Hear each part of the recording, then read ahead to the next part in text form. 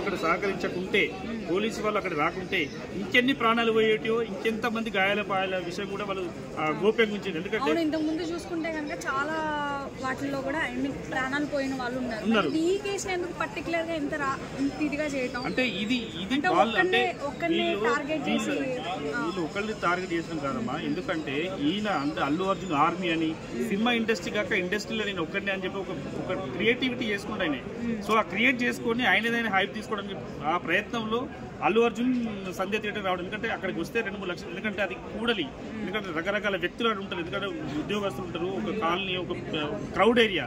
So ఆ crowd ఏరియాకి వస్తే ఆటోమేటిక్గా జనాలు కూడా వస్తారు. జనాలకు వస్తే మనకు హైప్ పెరుగుతున్న ఉద్దేశం ముందు రావచ్చు. ఎందుకంటే ఒక దురుద్దేశం ఉండొచ్చు, ఆయన ఒక కాన్స్పిరసీ ఉండొచ్చు. సో ఆ కాన్స్పిరసీలో భాగంగా సంధ్య థియేటర్కి వచ్చాడు. ఆ సంధ్య థియేటర్కు రావడం వల్లనే ఈ దుర్ఘటన జరిగింది.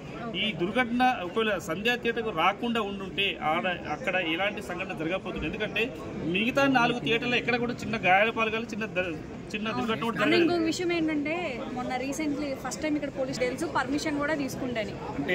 అంటే ఇక్కడ ఆయనకున్న చిన్న బుద్ధి ఆలోచన ఏంటంటే అంటే ఆర్మీకి కానీ బౌన్సర్లకు కానీ సమాచారం ఇచ్చింది, పోలీసు వాళ్ళకి వెళ్ళి. ఎందుకంటే ఆయన 2 hours ముందే ఆయన ట్విట్టర్లో పెట్టినట్టు సమాచారం ఉంది. సో 2 hours ముందే పోలీస్ పర్మిషన్ అడిగినట్టు సమాచారం ఉంది.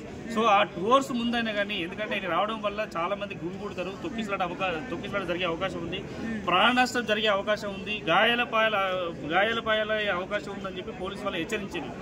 ఆ హెచ్చరికను కూడా బేఖాతరు చేసి అల్లు అర్జున్ రావడం అనేది అంటే ఈ దురదృష్టకరం. ఎందుకంటే మిగతా థియేటర్లు, పెద్ద థియేటర్లు ఉన్నా కానీ అక్కడ పోకుండా ఇక్కడ ఎక్కడో జనాలు ఎక్కువ ఉంటారు, సమీకరిస్తారు, జనాలు ఎక్కువ వస్తారు.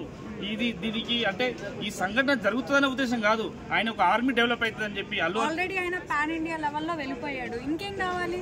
ఆల్రెడీ ఉంది ఆయనకి pan India level. Pan India ఉన్నా కానీ దేశానికి ప్రధానమంత్రి అయినా అని వాళ్ళ ఫాలోవర్స్ వెంట లేకుంటే ఆయనకు ఒక డిగ్రేడ్ గా ఉంటుంది.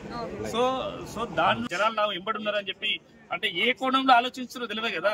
సో ఆర్మీ అంతా నా వెంబడి ఉన్నది, ప్రజలంతా నా వెంబడి ఉన్నారు, నా ప్రేక్షకులకి మీ ప్రేక్షకుల కంటే నా ప్రేక్షకులు ఉన్నారు అనే ఉద్దేశం చూపించుకోవచ్చు కదా. సో ఆ కోణంలో ఈ థియేటర్ ను ఎన్నుకున్నాడు, ఇక్కడ వచ్చింది, సంఘటన జరిగింది. ఇన్వెస్టిగేషన్ జరుగుతుంది. ఇన్వెస్టిగేషన్ లో భాగంగా స్టేట్మెంట్ రికార్డ్ చేస్తారు. ఇప్పుడు మల్లన్న కూడా దీని మీద